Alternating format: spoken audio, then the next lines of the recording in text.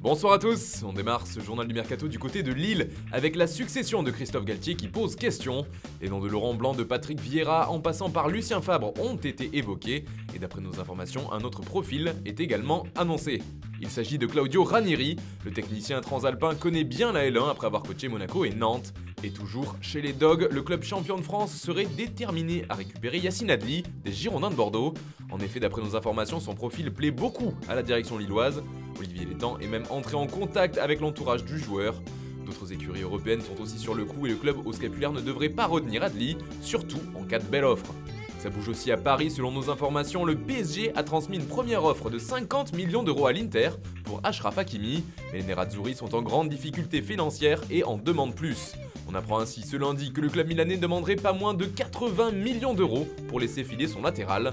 Le feuilleton est lancé et le futur de l'international marocain n'a pas fini de faire parler.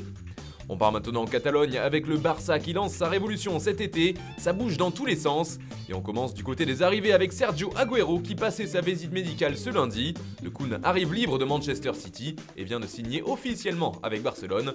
Il est désormais lié au Blaugrana pour les 2 prochaines saisons. L'arrivée d'Eric Garcia aussi est imminente, il a lui-même confirmé sa future arrivée au Barça sur les réseaux sociaux et lui aussi arrive libre de Manchester City. Autre joueur libre dont la signature devrait être officialisée dans la semaine, c'est Georginio Wijnaldum en provenance de Liverpool. Et puis, un 4e renfort devrait arriver très vite en la personne d'Emerson. Les Barcelonais devront débourser 9 millions d'euros pour racheter la moitié des droits au Betis, l'autre partie appartenant déjà au club catalan. Memphis Depay est aussi un dossier ouvert depuis bien longtemps au Barça et sa venue pourrait être liée à la présence ou non de Ronald Koeman l'an prochain. D'après la presse ibérique, leur destin serait lié, d'autant que Depay aurait aussi reçu une offre plus intéressante financièrement de la part de la Juventus. Le Barça envisage la venue de Jules Koundé cet été, mais le prix du jeune français est très élevé, peut-être trop pour le club espagnol. On parle d'un montant max de 80 millions d'euros, c'est pourquoi on cherche un moyen de baisser le prix de la transaction. Le FC Barcelone voudrait tenter un échange dans ce but, mais ne pourrait pas rentrer dans un jeu d'enchères avec le Real Madrid, qui serait aussi très chaud sur ce dossier. Prenons également quelques instants pour revenir sur Lionel Messi. La tendance est plus que jamais à une prolongation. On parle d'un accord de principe entre les deux parties pour 2 saisons supplémentaires. Le président Joan Laporta s'est dit confiant sur ce dossier ô combien important. Sauf que pour financer tout ce que nous venons d'évoquer, il faudra forcément vendre, et bon nombre de joueurs de l'effectif sont sur la sellette. C'est le cas notamment pour le poste de gardien avec Neto qui est placé sur le marché des transferts, mais aussi Marc-André Ter Stegen. En effet, le portier allemand pourrait quitter Barcelone si une jolie offre était proposée. Samuel Umtiti fait lui aussi partie des indésirables, pour l'instant aucune offre pour le français, et surtout le principal intéressé ne souhaiterait pas quitter Barcelone. Son genou ne le fait plus souffrir et il compterait de nouveau s'imposer la saison prochaine.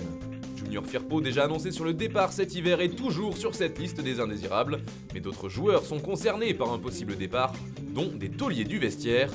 Les noms de Gérard Piqué, de Jordi Alba ou encore de Sergio Busquets sont ainsi évoqués, même son de cloche pour Sergi Roberto ou Mateusz Fernandes. Des joueurs récemment arrivés pourraient déjà faire leur valise comme Miralem Pjanic, très peu utilisé par Koeman cette saison. Le milieu de terrain pourrait repartir en direction de la Juventus. Martin Braithwaite, lui aussi, pourrait quitter le Barça cet été, et de même qu'Antoine Griezmann. En effet, le français est également annoncé en partance, et on parle notamment d'intérêt de la part de l'Atlético et de la Juve. Ousmane Dembélé est lui aussi dans cette liste car il est en fin de contrat en juin 2022.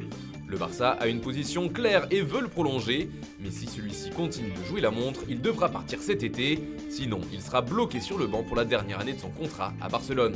Enfin, dernier nom, et pas des moindres, c'est celui de Coutinho. Le vendre est vital pour le club, mais ne sera pas chose aisée. Le Brésilien n'a pas joué le moindre match depuis 5 mois, et son contrat qui dure jusqu'en 2023 est une grosse épine dans le pied du Barça. En Angleterre, c'est Manchester City qui fait déjà du bruit. Le club de Pep Guardiola est prêt à dégainer une offre pour Sergio Ramos, toujours dans le flou pour son futur à Madrid. Une offre de 2 saisons et une 3e en option serait dans le tuyau, une durée similaire à la proposition du PSG que nous vous annoncions il y a quelques jours. Salim Ben Seguir a officiellement annoncé son départ de l'OGC Nice. L'attaquant franco-marocain de 18 ans quitte son club formateur et devrait s'engager prochainement avec l'Olympique de Marseille. Arrivé au TFC l'été dernier en provenance de la Gantoise en prêt, Brecht Dejager voit son option d'achat être levée et donc définitivement toulousain. Et puis Habib Beye rejoint le Red Star en tant qu'adjoint, il intègre donc le staff de Vincent Bordeaux. Voilà, c'est tout pour aujourd'hui, bonne soirée à tous et rendez-vous demain pour de nouvelles informations sur le Mercato.